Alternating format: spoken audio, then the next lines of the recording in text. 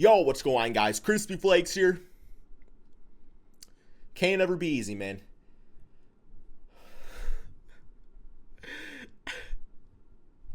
It can't.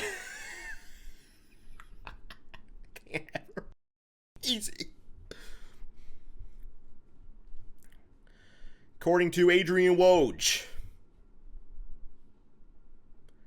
Detroit's internal meetings are still revolving around three players for the no.1 pick on Thursday night. Apostrophe. Cade Cunningham. Period. Jalen Green. And Evan Mobley. Period. Sources tell ESPN. Apostrophe. Detroit isn't fully there yet on committing to Cunningham with their first overall choice. Apostrophe. Have you lost your damn mind, man? Why would we not commit to Cade? Detroit, Big Ben Wallace represented us at draft lottery night. And guess what? I know here in Detroit we are not used to good things over the past decade. Plus, damn near 20 years now as a Piston fan, bro. I know we're not used to it. But why are we having this mindset that we don't want to get the unanimous #1 pick in the draft, acting like we got the second, third, fourth, fifth, or sixth pick and we're trying to make a choice no here, man? Like we act like this tweet is telling me that Detroit management does not realize what we have. Like, in their mind, they're just like, oh, shit, like, oh, we're going to get Stanley Johnson this year? Should we go with him? It's like, no, you have the #1 pick. You have, it's yours. We get all these damn, Houston Rockets are aggressively going for the first pick. That's cool for them. Detroit, you have the pick. You can pick Cade, and nobody else can tell you otherwise. Nobody else can, you can have him on your basketball team. About a week ago, literally, Cade was at a Tigers game, and the fans were saying, we want Cade, we want Cade, we want Cade. But not only that, within minutes of the Pistons having the #1 pick in the draft where everybody's like, yeah, Cade needs to go #1, the Pistons sold over $400,000 in season tickets. Meaning, Detroit's excited. Because we should be. Because we have screwed up so many draft picks. And let me stop you right there, man. Negative person in the comment section below. Troy Weaver was not part of that. We have screwed up lots of draft picks in the past. I admit that. I'd be delusional not to say that, right? I mean, we have. But that was not Troy Weaver. So it's really hard for me to wrap my mind around a guy that this past season has done nothing, in my opinion, except the right things to the best of his ability based on what was given to him when he inherited the job as GM of the Detroit Pistons, that they're really trying to make a choice out of this. There is no choice to be had right here, man. And that's no disrespect to Jalen Green and Evan Mobley. Those are both going to be fantastic NBA players. Jalen Green is going to be a 25-plus point per game scorer. Evan Mobley, last I heard, they were saying he could be offensively Chris Bosh, defensively Anthony Davis. Cade is getting comparisons to Luka Doncic and Grant Hill. It's like you ain't going wrong with either one of these three. I guess statistically speaking, we're probably looking at one superstar, one all-star, and then one decent NBA player doesn't live with the potential. People appear to be a bust. That could happen. That typically happens in the draft. It's not ever like everybody's just really good, right?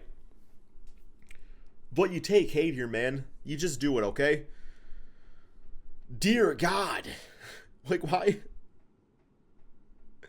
And you know what? I also get it too. It could be a smokescreen. You know, it could be Troy Weaver being like, well, hey, if we say we're undecided, that means the other teams, which is all competition, you know, especially like the Cleveland Cavaliers being like Eastern Conference and stuff. You don't want to give them like you don't want to make their job easier. So by doing this, it could make them like uncertain about what they're gonna do, and then kind of throw them into a spiral. But I'm sure all these teams, they got their draft boards all set and everything, right, man? So I don't really think there's like that much of an advantage right here, except just like piss off people like me. I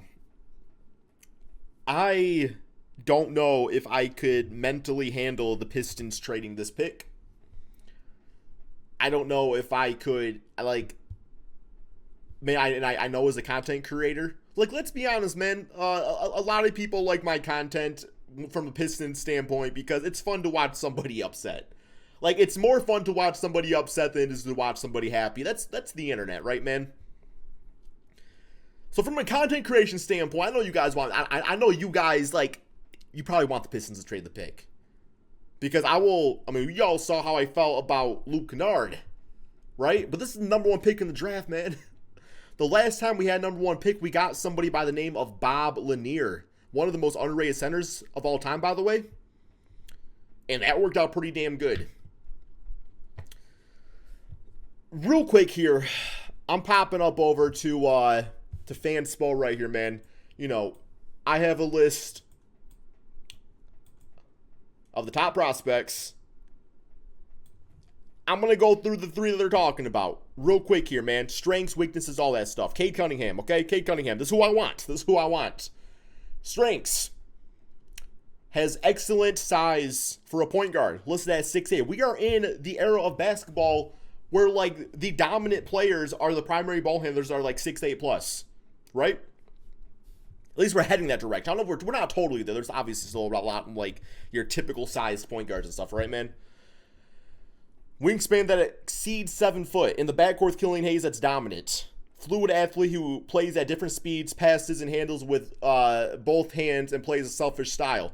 Can bully smaller guards in the post. Love seeing that. Not as utilized in today's era, but still important for mismatches and stuff. Difficult for bigger defenders to handle due to his shot creation skills.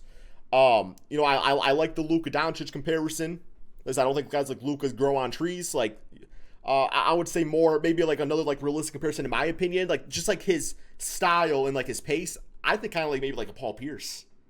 I kind of see some Paul Pierce, man, to be honest. Kind of like that pick you apart mentality, which I love. Areas to improve: lacks a degree of explosiveness, beating down defenders from a standstill, relies more on size and strength to get by opponents in the half court. I think that's fine. As long as you still got like the moves to get to the basket, that's cool. So yeah, Cade's great. Jalen Green. Strengths: shifty, explosive guard, has a rare extra gear changing speeds in the open court, doesn't have glaring holes in his game that can't be fixed with added experience and polish. Areas to improve: isn't the biggest shooting guard around, a 6'5" with a lean frame. I will say his size, like, he could definitely bulk up. We saw what Giannis could do and stuff, right? Body-wise, that does make me a little worried, but I still think he'll be great. Doesn't possess great length to compensate, so it doesn't have that 7-foot wingspan, which I think is very underrated, man. And then we got Evan Mobley right here. 16 points, 9 rebounds per game. Strengths: ideal physical profile for a modern big man. Outstanding coordination for his size. Quick off his feet. Explosive leaper in space. Finishes above the rim with ease. Lob threat. Tools make him a factor on the offensive glass. Not a physical defensive rebound. High center of gravity. Gets wedged out of position by stronger bigs. And that's my thing about like Mobley right here, man. Like, Mobley is a generational big guy in my opinion. But when it comes down to it, man, like, who wins championships? Is Jokic or Embiid or Karl-Anthony Towns or DeAndre Ayton? Well, I guess I can't really say Ayton because he's not the best player on his team. But Jokic, Embiid, Cat, are those guys winning championships? No. They all put up great numbers. But to win championships, you need a great forward or you need a great point guard. That's just the era of basketball, right, man? I feel like the day of selecting a center number one in the draft is over. Like, you need a Cade. You need that type of guy, man. So, I don't know. Please, Detroit, do not screw this up for my sanity. Please, man. I really hope it's just a smoke screen. That's all we got for this video, man. Please give us Cade.